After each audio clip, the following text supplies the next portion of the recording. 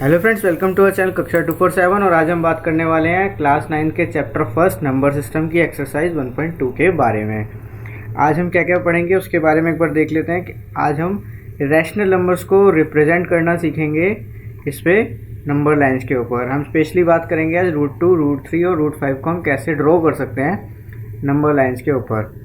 और हम बात करेंगे एक्सरसाइज 1.2 के इसके अलावा जो बचे हुए क्वेश्चंस हैं उनकी।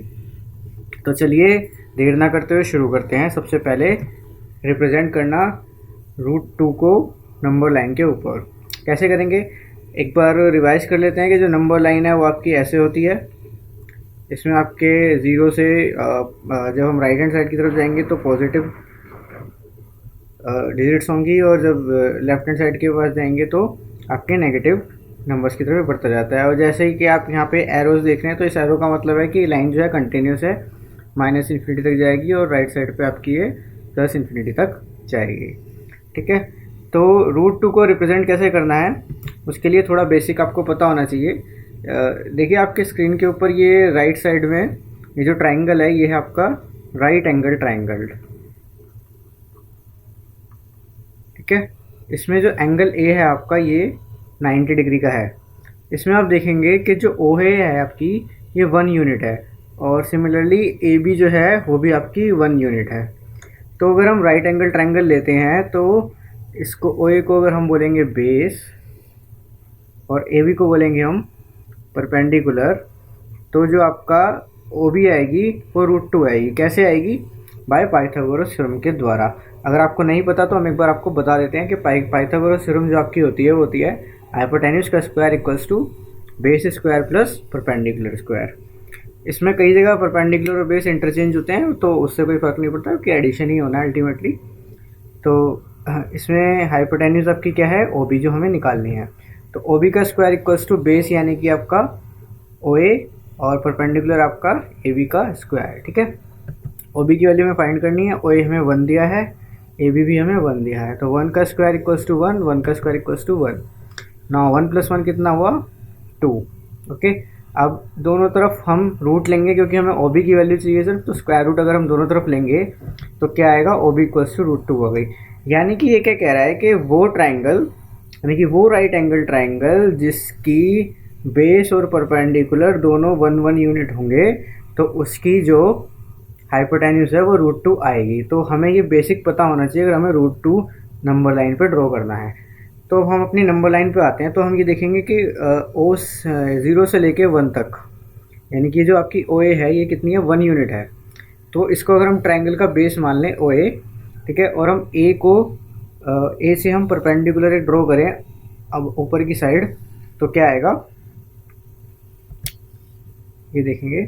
तो एक लाइन हमने ऐसे ड्रॉ करी, ये भी उतनी है जितनी ओ ए है, तो ये भी 1 यूनिट हो गई आपकी। ठीक है, अब इसमें क्या किया हमने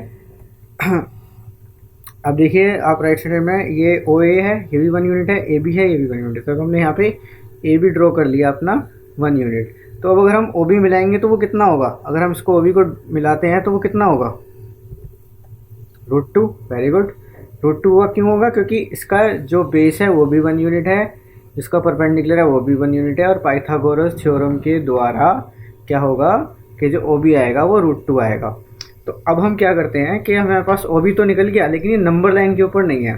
तो इसको नंबर लाइन के ऊपर लाने के लिए हम क्या करेंगे? हम लेंगे कंपास। ठीक है, कंपास का जो आपका निडल होती है, कंपास का जो पॉइंटर होता है उसको हम रखेंगे ओ पे, और पेंसिल को रखेंगे हम बी पे, और ओ को सेंटर मानते हुए बी से एक आर्क लगाएंगे, और वो आर्क आपकी यहाँ किसी पॉइंट पे कट करेगी। ठीक है, उस पॉइंट को हम नाम देंगे सी का। ठीक है, ओ को सेंटर मानते हुए बी पे पेंसिल रख के एक आर्क लगाएंगे जो नंबर लाइन को कट करेगी सी पे।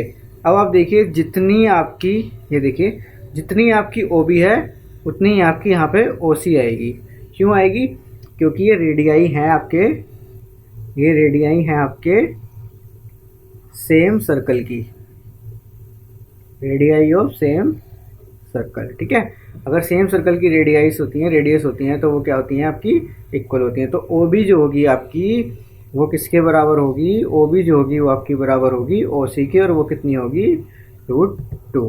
ठीक है, तो जो आपकी ओ बी है वो ओ सी के बराबर है और वो हो गई आपकी √2। ठीक है, तो हमने ये जो ओ सी ड्रॉ की है ना, ये कितनी हो गई आपकी √2। ठीक है, बस इतना ही आपको करना था। √2 की आपको वैल्यू पता है कितनी होती है, 1.141 समथिंग होती है, और ये देखेंगे तो आप 1 और 1.5 के बीच में कहीं पे ये इसको काटेगी। ठीक है, तो ये हमारा अगर ये क्या हो गया, एकदम ट्रू रिप्रेजेंटेशन है। ठीक है, इसके बाद हम देखते हैं कि √3 को नंबर लाइन पे कैसे ड्रॉ किया जाए। अब √3 को नंबर लाइन पे ड्रॉ करने के लिए आपको पहले √2 ड्रॉ करना पड़ेगा। क्यों ड्रॉ करना पड़ेगा, उसके लिए आप इस वापस इसी ट्राइंगल पे आइए। अब इस ट्राइंगल में हमने कुछ चेंज किया है। इस ट्राइंगल में हमने क्या किया है, जो ओ बी है ना वो आपकी √2 ले ली, और जो बी डी है इसमें हमने नेम चेंज किया, कोई भी नेम ले सकते हो। हमने पुराने √2 के हिसाब से जो हमने फिगर ड्रॉ की थी उसके बेसिस पे नेम लिए हैं। जो बी डी आपका ये 1 यूनिट ले लिया हमने, और ओ बी है वो √2 ले लिया। अब अगर इन दोनों को, इसको बेस और अगर इसको बी डी को अगर हम परपेंडिकुलर मानते हैं तो जो हाइपोटेन्यूस आती है वो पाइथागोरस थ्योरम के द्वारा √3 आती है। अगर आपको इस पर डाउट है तो हम एक बार देख लेते हैं कैसे आती है। देखिए, पाइथागोरस थ्योरम के द्वारा वही आपकी h² = b² + p²। ओडी यहाँ पे हाइपोटेन्यूस है, ध्यान दीजिएगा, ये आपका ओडी है, ये हाइपोटेन्यूस है। ओबी आपका बेस हो गया और बीडी आपका परपेंडिकुलर हो गया। इसकी वैल्यू निकालेंगे। ओबी हमने कितना लिया है यहाँ पे, सॉरी ये आगे पीछे हो गया है, उससे कोई फ़र्क नहीं पड़ेगा। ठीक है, ओबी जो है वो आपका 1 हो गया, और ओबी आपका √2 हो गया, और बीडी आपका 1 हो गया। तो 1² + √2², तो 1 का स्क्वायर कितना हो गया 1, और √2 का स्क्वायर हो गया 2। अब इन दोनों का रूट लेंगे दोनों तरफ, तो क्या आएगा, यहाँ से स्क्वायर हट के इधर रूट आ जाएगा, तो क्या होगा OD = √3। तो यानी कि वो राइट एंगल ट्राइंगल जिसका बेस √2 हो और परपेंडिकुलर 1 हो, तो उसकी हाइपोटेन्यूस कितनी आती है, √3 आती है। ठीक है, अब हमारे पास यहाँ पे ऑलरेडी एक बना हुआ राइट ट्राइंगल है जिसमें ये हाइपोटेन्यूस √2 दे रखी है। तो हम इसको बेस मानते हुए यानी कि OB को बेस मानते हुए यहाँ पे एक परपेंडिकुलर ड्रॉ करेंगे। देखिए, हमने OB को बेस मानते हुए एक परपेंडिकुलर ड्रॉ किया है यहाँ पे। ठीक है, और इस पॉइंट को हमने नाम दे दिया D। ठीक है, ये 1 यूनिट का है। कितना है, ये 1 यूनिट का है, यानी कि 1 यूनिट आप 1 सेंटीमीटर भी ले सकते हो। जो आपने यहाँ पे डिफरेंस लिया हो उसी को आप बोलोगे। आप नॉर्मली 1 सेंटीमीटर लेंगे तो सही रहेगा, आप कोई भी यूनिट अपनी तरफ से मान सकते हो। तो BD हमने लिया 1 यूनिट का। ठीक है, अब हम क्या करेंगे, O से D को मिलाएंगे, O से D को स्केल से मिलाएंगे, तो क्या आएगा, देखिए कुछ इस तरह से फिगर बनेगी। ठीक है, अब ये जो OD आई, अब देखो आप, ये जो OB था यहाँ पे √2 था, BD था 1 था, तो आप इस ट्राइंगल को इससे अगर मिलाएं तो ये जो OD आएगी वो OD कितनी आएगी आपकी, √3 आएगी। ठीक है जी, तो OD कितनी आ गई, √3 आ गई। बट अब ये नंबर लाइन पे नहीं है, तो सेम हम क्या करेंगे, हम लेंगे कंपास, उसका सेंटर रखेंगे O पे, पेंसिल रखेंगे D पे, और D से एक आर्क ड्रॉ करेंगे जो नंबर लाइन को कुछ इस तरह से काटेगी, कुछ यहाँ पर। √3 की वैल्यू जैसे आपको पता होती है वो कितनी होती है, 1.732 समथिंग होती है। तो 2 से 1.5 और 2 के बीच में, 1.5 और 2 के बीच में वो कहीं पे यहाँ पे आपको इंटरसेक्ट करेगी इस नंबर लाइन को। ठीक है, कुछ इस तरह से। ठीक है, तो ये √2 हो गई हमारी, ये √3 हो गया हमारा, और ये इसने इंटरसेक्ट किया तो यहाँ पे पॉइंट आया E। तो जो OE होगा वो आपका किसके बराबर होगा, OD के बराबर होगा। क्यों होगा, क्योंकि रेडियाई है किसकी, एक सेम सर्कल की। ठीक है, ये कितना है आपका √3। बस यही आपकी रिप्रेजेंटेशन है नंबर लाइन पे √3 की। ये जो आपका OE है यहाँ से लेके यहाँ तक का डिस्टेंस, इसको ही हम कहेंगे √3। ओके, अगर कोई प्रॉब्लम हो तो वीडियो को पॉज कीजिए, रिवाइंड कीजिए और दोबारा से देखिए, और अगर फिर भी कोई प्रॉब्लम हो तो आप हमें कमेंट कीजिए, हम आपको दोबारा से समझाएंगे। नेक्स्ट, अब आते हैं √5 पे। ठीक है, इससे पहले मैं आपको बता देता हूँ, अगर आपको √4 ड्रॉ करना हो ना, तो √4 ड्रॉ करने के लिए भी ईजी है। आप यहाँ से क्या करेंगे, √4 ड्रॉ करने के लिए यहाँ से एक और बोलेंगे यूनिट, नहीं बिल्कुल नहीं, क्योंकि √4 की वैल्यू कितनी होती है 2, तो आप 0 से लेकर 2 तक की जो लाइन है वो आपकी √4 हो गई। ठीक है, just the presence of common sense you can say. ठीक है, हाँ, इसके साथ मैं आपको ये बता दूं कि अगर आपको इसमें अगर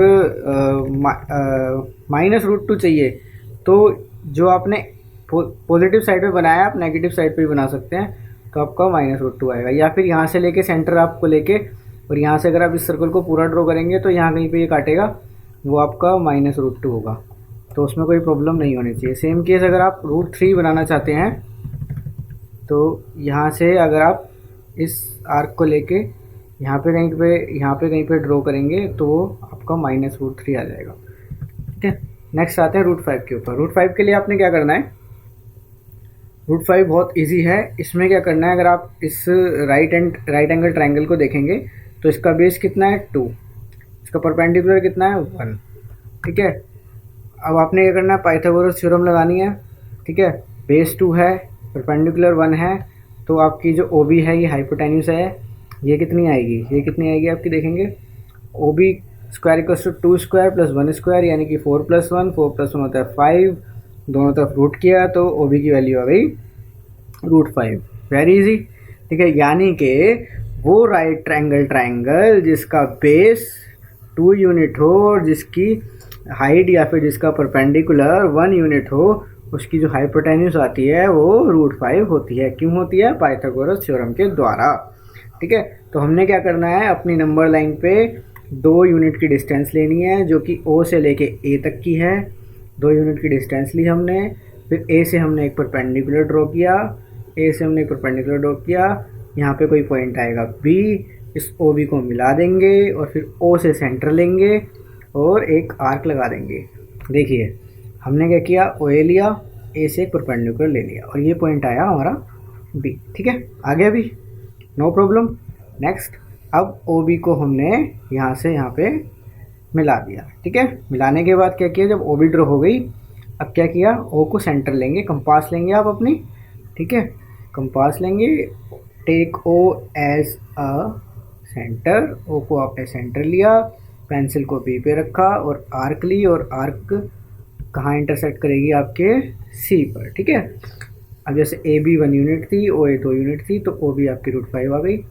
इसने आपको C पे इंटरसेक्ट किया, जब C पे इंटरसेक्ट कर दिया तो जो आपकी OC है, OC किसके बराबर आई, OB के बराबर आई। क्यों आई, क्योंकि रेडियस हैं ये सेम सर्कल की। ठीक है, सेम आर्क की है, सेम सर्कल की रेडियस है, तो क्या होगा, आपकी OC भी √5 हो गई। ठीक है, तो हम यहाँ से लेके यहाँ तक की जो डिस्टेंस है वो √5 आएगी, 2 पॉइंट समथिंग।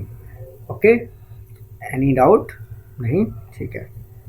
तो ये था आपको हमने बताया, आपने आज क्या सीखा, √2 ड्रॉ करना, √3 ड्रॉ करना, √5 ड्रॉ करना। √4 ड्रॉ करने में प्रॉब्लम नहीं होनी चाहिए क्योंकि √4 की वैल्यू होती है 2। ओके, नेक्स्ट आगे आने वाले एक्सरसाइज में आपको और भी 9 पॉइंट करके पॉइंट्स में जो डेसिमल्स में रिप्रेजेंटेशन होती है वो भी बताएंगे। ठीक है, नेक्स्ट आते हैं एक्सरसाइज 1.2 के। इसके अलावा के कुछ क्वेश्चंस हैं वो बता देते हैं आपको। State whether the following statement are true और फॉल्स। ये आपका फर्स्ट क्वेश्चन है कि जो आपका इरेशनल नंबर है वो रियल नंबर होता है। अब यहाँ पे एक वर्ड यूज़ किया है इन्होंने, एवरी रैशनल नंबर। ठीक है, every rational number is a real number. ठीक है, अब हमारे रियल नंबर क्या होते हैं, रियल नंबर बनते हैं रैशनल प्लस इरेशनल।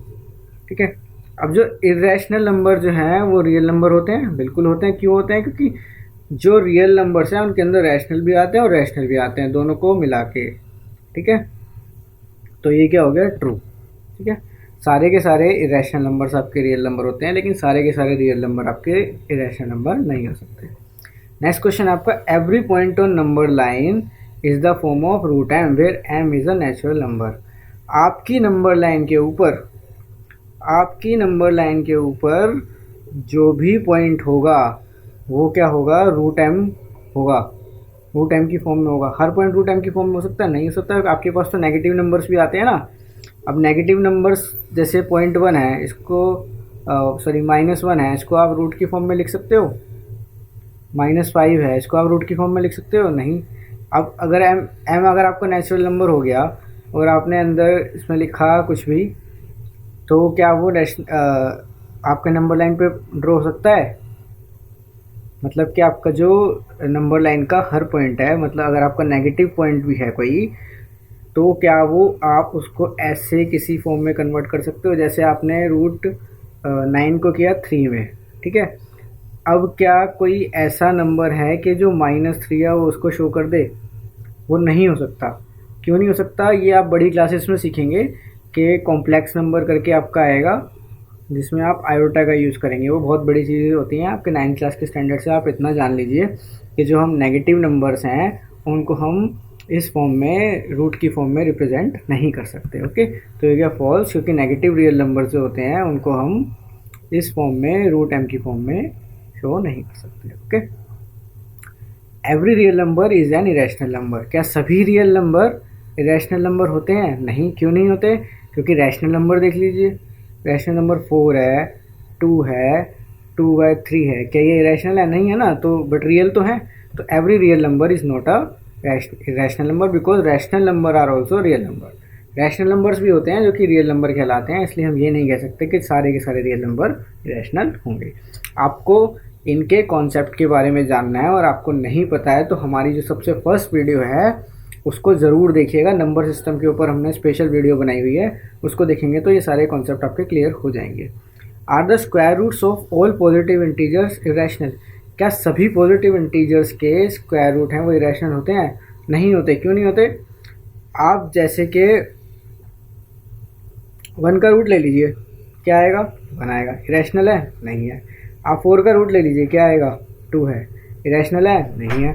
आप 25 का रूट ले लीजिए, क्या आएगा? 5 आएगा। इरेशनल है? नहीं है। तो हम कोई भी एग्जांपल ले सकते हैं कि 1, 4, 9, 25, 36 इन सब के स्क्वायर रूट्स हैं जो कि रैशनल होते हैं। ओके, तो इसके अलावा जितने भी आपके क्वेश्चन हैं एक्सरसाइजेस के, वो सारे यही हैं। रिप्रेजेंटेशन ऑफ √3, √4, √3, √2 और √5 ये हम सब आपको करा चुके हैं। आपके एग्जांपल्स भी इसमें हो चुके हैं एक्सरसाइज 1.2 से पहले के। अगर आपको कोई प्रॉब्लम हो, कोई डाउट हो तो आप हमसे पूछ सकते हैं। तो आज की वीडियो में बस इतना ही। वीडियो आपको पसंद आई तो लाइक कीजिएगा, शेयर कीजिएगा, चैनल को सब्सक्राइब कीजिएगा और अगली वीडियो बहुत जल्द आएगी, आप उसको देखना मत भूलिएगा। बेल नोटिफिकेशन दबा दीजिए। अगर आपको कोई प्रॉब्लम है तो हम उसका सॉल्यूशन जल्दी ही करेंगे।